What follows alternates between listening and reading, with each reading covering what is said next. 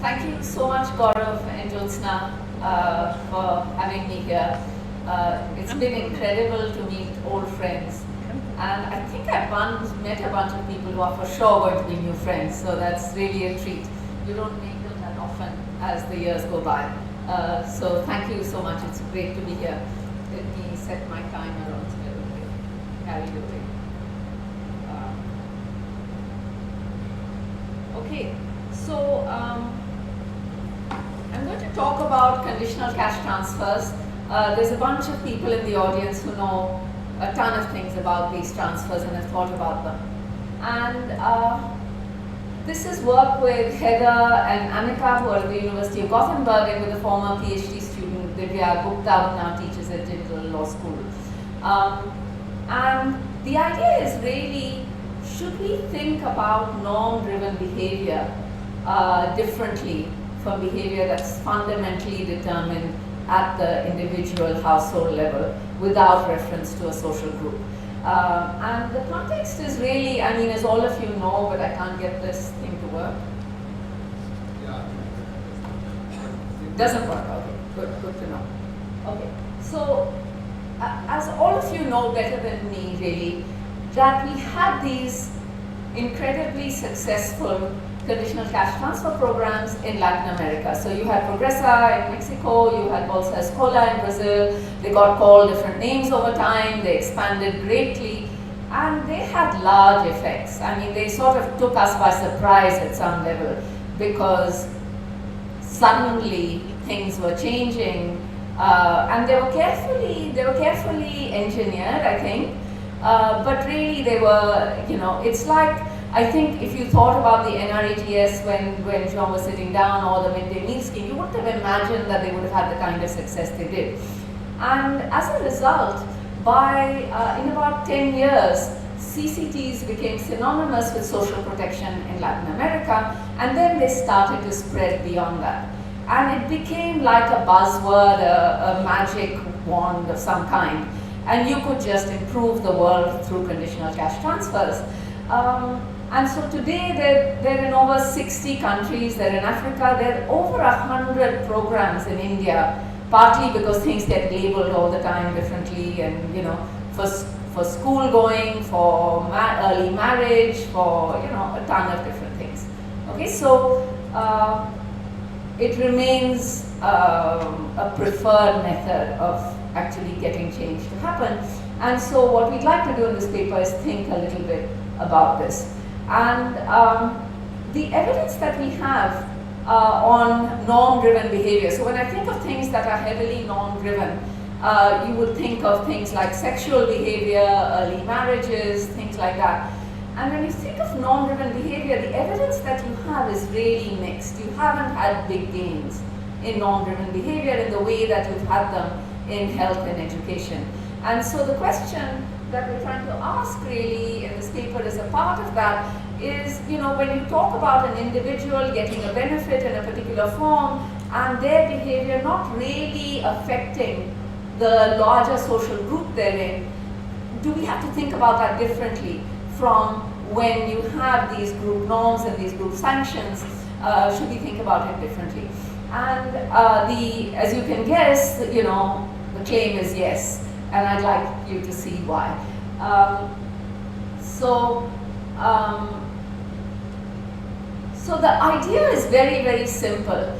It's really that without norms, we're doing pretty well with our 101 course, or you know, whatever, 201 or 401, whatever. Basically an intermediate microeconomic approach where you have a set of preferences, you have the targeted good, you have other goods, you have a set of preferences, you have a budget constraint, and what the conditional cash transfer does is it changes the slope and maybe the intercept of the budget constraint, and then you see what you would do. All right? And the point here is that if people have the same preferences for the targeted good relative to other goods, you would expect them to do the same thing, right? So the marginal household in the program who actually takes up the program is likely to be the same. Now, the big difference with norm-driven behavior is if you have a stronger norm, then you're pulling in more heterogeneous households. So think about there being an underlying preference you have for who you marry, who you associate with, your sexuality, the age at which you marry, all sorts of other things, whether you cover your head or not, and this is norm-driven behavior. Now what you would expect is that the stronger the norm, the more people it's going to pull in. And so if you think about, look, what would you do in the absence of this norm, that might be very different for the marginal person who then takes up the program and who doesn't.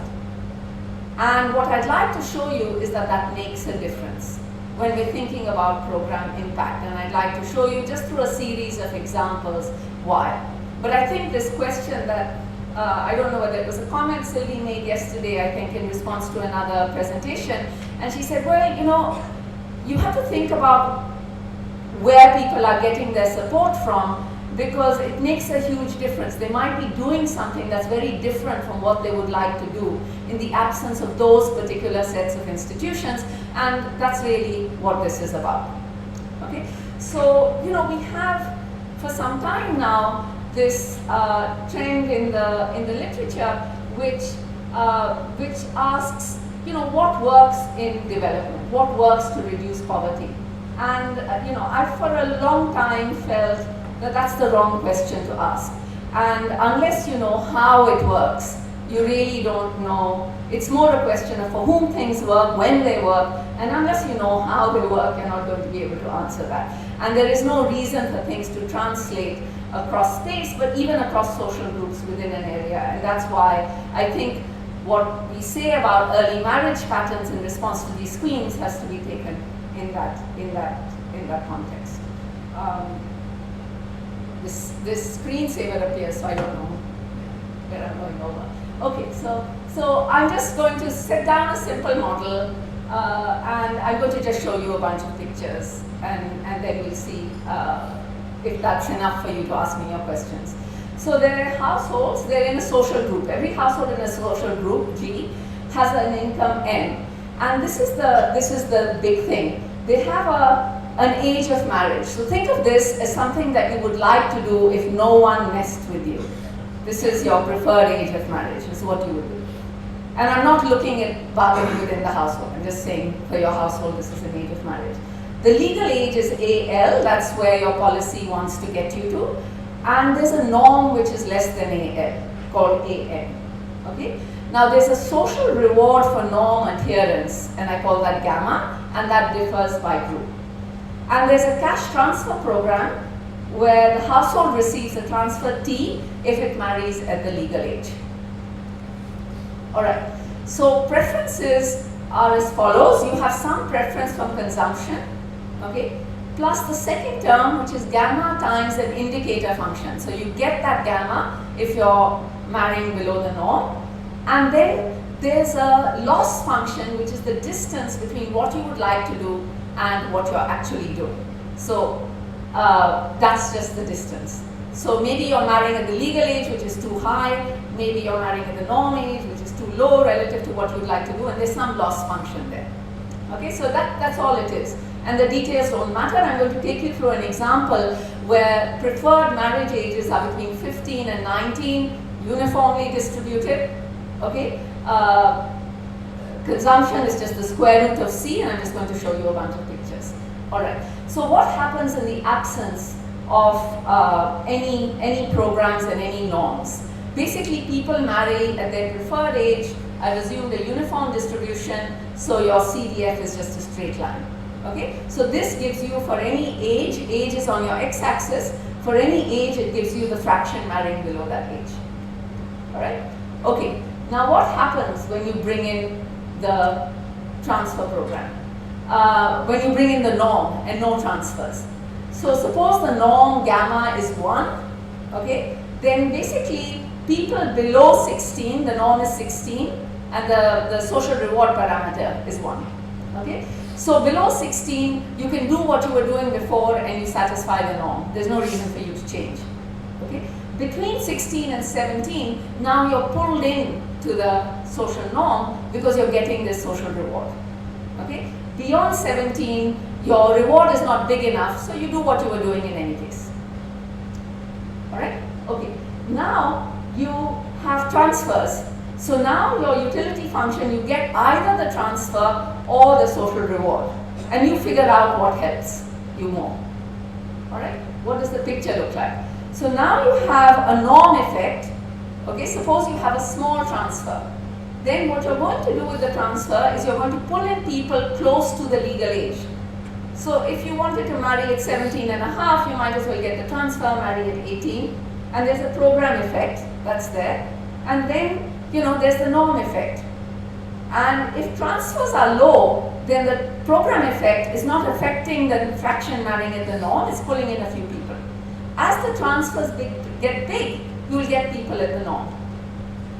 Okay. Now, this is what's surprising. And you always get excited about a paper when you don't understand your results. And so, basically what happened is we thought, look, can you get stronger norms leading to larger program effects with the same transfer? I mean, the sort of knee-jerk reaction is, look, you're going to a place with strong norms. So when people say that, look, these are strong norms, conditional cash transfers don't work, the immediate impulse is, you just didn't make it big enough. I mean, come on, you've got history here, you've got culture, you're trying to really, you're really throwing pennies at this thing. How do you expect it to change? And the point is, no, that's not what's true, because what's happening when you have these strong norms is that the person at the margin now really doesn't want to follow the norm. And when you give them a little bit of a transfer, they can start doing what they want, because you're not telling them to marry. Suppose you want to marry at 30. The transfer is only saying you need to marry above 18, just like the norm is saying you need to marry below 16, right? So there's no loss from actually following there's no distance loss from taking up the program, right? There's a huge distance loss from the norm, and so the person at the margin, you can get in very easily. And so this just takes two values of the reward parameter, and you find that the program effect is larger for a given transfer when the social norm is high. Then it's low if the social norm is so strong that it's actually drawing in people who are above the legal age of 18. So that's really the intuition behind this model. All right? Okay. So this is really a very tight ship you're running. Okay. So I'll give you the three results we have, and I'll show you some data from the ABAD program in Haryana. So the first result is that if norms are below a certain level, which is determined by the other parameters of your model, then there is a range of transfer payments when the size of the norm doesn't affect the program effect. All right, so it doesn't matter whether you have groups with different norms. If these norms are not too stringent, then it doesn't matter what your social group is, you would expect to find the same effect across social groups. All right? If on the other hand, gamma is above a certain level, again determined by the parameters of your model, then all transfers, however small, are going to have an effect on the norm, and the effect on the norm will be smaller if the norm is stronger. So this is your usual logic. Okay? For if your norms are strong enough, you'll always have an effect, okay? And okay, so I'm going to compare norms in the third result. Second result is if you have rich and poor households, this is actually not even worth saying is a result. You have a concave utility function. If you have rich and poor households, there will be levels of transfers where your poor households respond and your rich households don't, simply because you have concave utility, okay? Your third result is that if you have multiple social groups now, which is typical, okay? So you go into a typical Indian district, you have the Jats and you have, that have different norms from, the Yadavs, there'll be whatever, you'll have all these different groups. And suppose you have multiple social groups which differ in the strength of their marriage norms. Let gamma bar be the largest value of your marriage, your social reward parameter. If gamma is smaller then AL minus AN, your legal age minus your norm. Cash transfers conditional on legal marriage will have a weakly larger effect on groups with weaker norms. So this is your usual intuition. If, however, gamma is large enough, so your social reward parameter is large enough, then the program impact for groups with stronger norms could be larger than for groups with weaker norms. And so it gets turned on its head. All right, that's the basic theoretical result. And this is just a simulation to show that graphically. So I don't think you can see the numbers very well at the back, but basically what's happening is you have different levels of your reward parameters. Those are the different colors. And the purple is the largest reward parameter, it's 2.8. And you find that the program impact, which is on the right-hand side, is actually larger than it is for smaller norms. Okay, I'm going to skip these simulations to tell you a little bit about child marriage in India. So what happened is really between the NFHS 3 and the NFHS 5 and 4, which I've got here, but 5 now is the same pattern, you had a huge decline in the rates of child marriage. Okay? And you had all these schemes. So the question is really, were the schemes driving the impact? And I think that's a really complicated question. I think not. But because you found these, even in schemes, Haryana had a huge program in terms of beneficiaries. It had the Apni Beti Apna Dhan program. Okay? But the states around Haryana had relatively mild programs, very few beneficiaries, and they had steep declines. So I don't think it was that. I think there was a bunch of different things going on. But that's a different question from asking, did ABAD have an effect? So let me quickly tell you a little bit about how ABAD worked, and then I'll tell you how we identify the effect. So you got 500 rupees within 15 days of a birth if it was an institutional delivery. And then you got 2,500 like the Kaneshri Prakal that was in a security, and when the girl turned 18, you got this if she was unmarried. All right. There were about 300,000 beneficiaries during the program. It was discontinued in 2005. So one of the good things about ABAD, and this was my question yesterday about the West Bengal program, was that it started in 94 and really was in 96, between 96 and 2005 it stayed unchanged in terms of the eligibility conditions. And so it's about the only program that you can use data for the NFHS to see, look, at 18 were these girls married or not. You can look at schooling outcomes and stuff before that, but you can't look at 18-year-olds. So in the NFHS, there are two potentially useful files. There's the household file and the women's file, right? So the women's file asks you when you got married. The problem with the women's file is you can't connect it to whether you were eligible as a household or not, because you had to be below the poverty line, the number of your siblings mattered, and so on. So what we do is we use the household file and look at whether 18-year-olds are still in the household or not. And if they're not in the household, then they're most likely married, because very few people move out for work. And if you move out for education, you're still counted as part of the household. So that's basically what we do. And we can't use NFHS 5 because with this strategy, you had a big gap. There were only a few districts that were surveyed in 2019 and the rest were surveyed in 2021. So we have no idea when you left the household. So we're forced to using NFHS 4. And then what we do is we basically do a matching exercise where we look at girls in Haryana and we look at the bordering districts of Haryana in different states. Okay, so that's the picture. And what we find is that if you look at the scheduled caste households, so these were eligible starting in 1994. So by the time NFHS 4 comes around, they're 20 years old. And so you can see a little bit about what's going on around 18. And you find that yes, they were more likely to be unmarried. The effects are quite large. It's 10 percentage points. More likely to be unmarried at 18. Okay? And by the time they're 20, you can see that flip.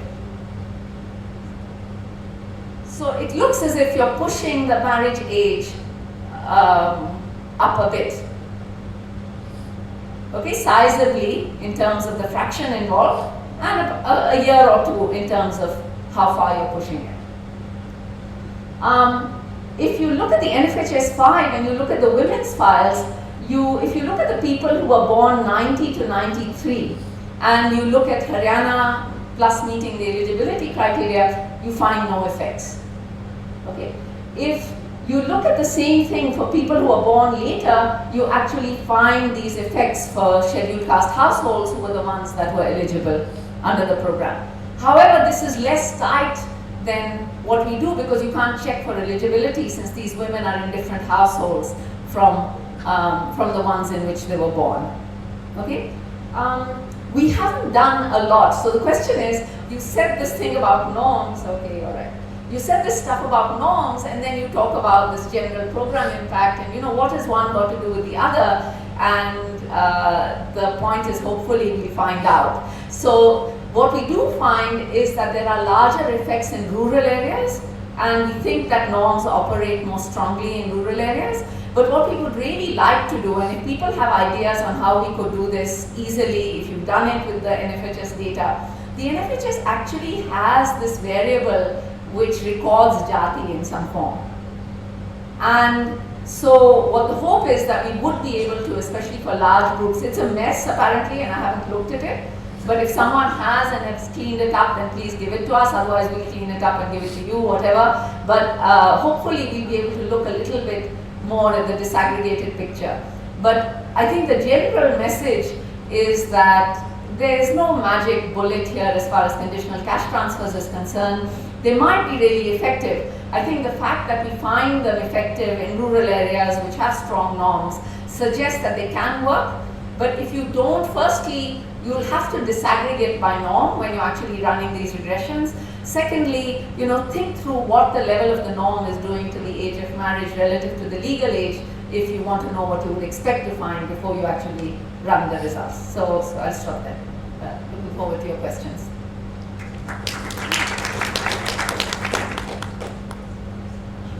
Hi, I have a quick question. So, if people are not marrying their daughters before the legal age, so because of the conditional cash transfer, we would expect to see some bunching right after 18 years, right? So, do we see that in data? Because in the maps I saw, it seems that between two NFHs there is a huge shift in the age of marriage in most of the part of India. So, if you can comment on that. Yeah.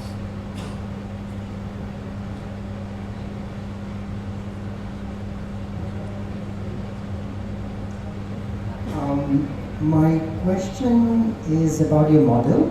Yeah. So if I allow for forward contracting, one can easily satisfy the condition without violating social norm. So how does your model work in that case? Could you explain that a bit more? So for example, during my fieldwork, what I've come across is a variety of cases where parents would actually settle the marriage terms before reaching age 18, because that's where the condition is triggered. So in this case, I'm fully complying with the social norm while at the same time meeting the condition. And then, so this is where I think, so I want to sort of understand where the motivation comes for this model. I mean, is it kind of like your interaction with the way marriage practices work in Haryana, or is it purely coming from an economist? Got you. Yes, thank you. Because this is also exactly what I was trying to relate to yesterday in the discussion on, norm-based social problems versus poverty-driven social problems. Laura, I think this one. I was wondering how you would expect the social norms to be affected by the conditional cash transfer, because in the long run they would be. And what is very important for the Abad program is that it was started more than 20 years ago, and the certificate was given to the parents at birth to be encashed 18 years later if the condition was fulfilled. So it got a long 18 years to change the mindset about the social norms, which could then, because initially I saw impact evaluation that Abad was not working. But now I see that Abad is. So maybe that this got a 20 years time span to come into effect. Maybe that did help change the social. push the social norms also, because social norm is all about how you perceive things. So how would you expect this interaction to happen? Could I go next? I just have a couple of questions. So one is related to how are the stronger results found for the SC category related to social norms? And the second one is, do you have these results by the wealth status of the household as well?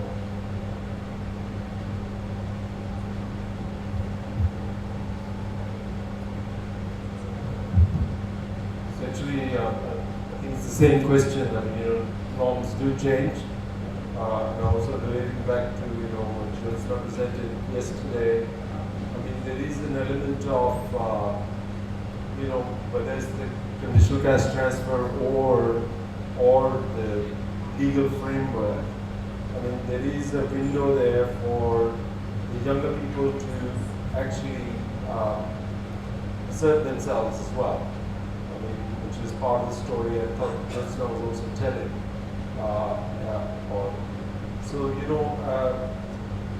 I mean, is there a way to think about that, following up on the same question earlier, to allow that to kind of to be identified to the extent it does happen in this kind of context. The other small thing was I think, I thought NFS data had some questions on people's sort of attitudes and so on. Whether you can go out of the house kind of thing. Yeah, so maybe something from that could be exploited, I don't know. Those are subject to sort of as well. Just to follow up from, in some senses, what these cash transfers do is just shifts the age from below 18 to 80. In terms of other empowerment indicators for women, it doesn't do anything. So they could still be intimate partner violence, there could still be attitudes towards them. So the social norms per se, in terms of what drives these early child marriage, doesn't change. It's just, the womb may become a bit stronger to hold the baby if he gets married. And in fact, the Haryana, I think Adai Sabad or the PBT of the ICRW had done a sort of analysis, which is not a statistical analysis, but they did show a lot of bunching at 80. And they actually, in fact, was the first one to flag off that nothing has changed in terms of empowerment of women.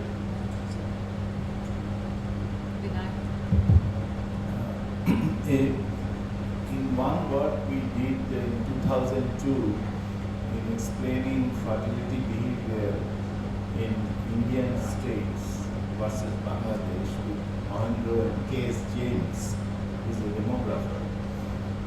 We found that in Andhra Pradesh, no other variables explains the outcome except the self-help group. So whether that has been taken into account, because community interactions are very important. And following Gaurav's point, there is a general cross-cutting issue to develop a module of conservative outlook at the household level. Whether we can do that in some primary surveys, that will explain the residual better than attributing just to the identity or some such norms. Yeah, not really a question, but observations, because couldn't have come at a better time, your talk here. We were doing this UNICEF survey for 4 districts in West Bengal, Malda, Murshidabad, East Midnapur and South 24 Parganas, and the rates are astounding. Malda starts with 57%. Malda has an intervention by the UNICEF, which has brought it down to about 54%. East Midnapur is still about 50%, South 24 Parganas, really about 50% and so. Norms, like you said, partly, norms matter, but it's probably entangled with several other issues. The opportunity cost of keeping women at home, social orders, poverty, and other things, which is really, putting a lot of noise into the norm as one of the main dictators. So, you will do what you have here. The Ruposhri program, which West Bengal government also has for married girls. I mean, if you marry above the age of legal norms, then you get a transfer of about 25,000.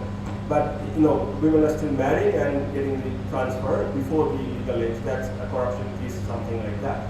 My point is, would you consider the norm to have a distribution across the heterogeneity of households, because this is not going to be similar for all rural households? That's my theoretical suggestion, if you consider. Just picking up on Jyotsna and Niyaz's point, this is a very blunt instrument in some sense, because it doesn't necessarily increase the agency of the woman involved. What I think happens, especially in closed communities where the arranged marriage is within the locality, that the kind of forward contracting that happens allows the girl's family to essentially agree to the marriage, have even the girl involved spending time in the prospective in-law's house to be able to learn how the house works, and then simply delay the formal marriage to 18 and beyond.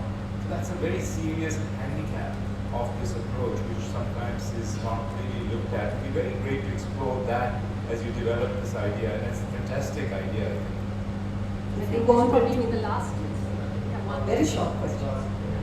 If you wanted to extend this work, is it possible to do some kind of intra-household bargaining variable, see how that interacts? Okay, let me try and respond very quickly to some things that might be more obvious. I mean, in terms of the forward contracting and what you change and what you don't change, the question is, is the program not effective if you haven't changed people's attitude? To my mind, if you actually get a bunch of people, if you get a bunch of girls into school where they wouldn't have gone into school, and even though their parents are reluctant to send them into school, I think we've achieved something. I think if you get a bunch of people marrying at the legal age, maybe we don't have the society we want. But the question is, are we moving towards it or not? And I think that's I think that's a normative question. I really don't have much to say on that. But I think that, to my mind, if they do achieve something, what that's worth, you have to decide. But it's just, my point is just, how do you figure out what you're actually doing on the ground? In terms of forward, and so that feeds into the forward contracting. To my mind, I mean, if you're getting a daughter married at 13 and she doesn't want to get married, she has relatively few options if she runs away from home or does something. If she's above 18, I feel that you're dealing with at least a formal adult in some way. And I think that changes things. So yes, I don't know how much of that is going on. Wealth status, we did actually match I didn't go into the details, but before we actually ran the regression, we did an exact matching, which is more standard now in difference in different estimates, and we did that. I didn't go into the estimation. What changes norms? Yes, absolutely. I think that's something that's worth working at. This is not a theory of norm changes. The idea, of course, is that if these transfers are big enough for long enough, and you get people to change, then social structure will change, discussions will change. None of that is in here. That wasn't the idea, but absolutely worth working on by everyone else.